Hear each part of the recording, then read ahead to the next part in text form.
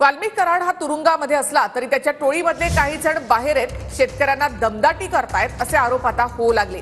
माध्यमांच्या समोर बोलणाऱ्या काही हार्वेस्टर मालक शेतकऱ्यांना दमदाटी सुरू झाली आहे। राज्यभरातल्या अनेक शेतकऱ्यांना वाल्मिक कराड आणि त्याच्या 2 साथीदारांनी 11 कोटींचा गंडा घातल्याचा आरोप आहे।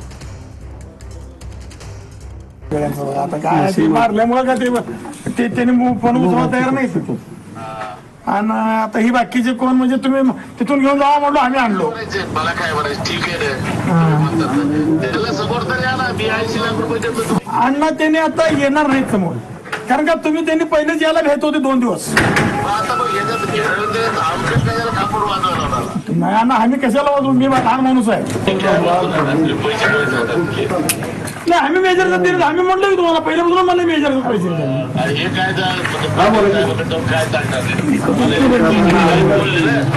आहे का आमचा काय रोल आहे?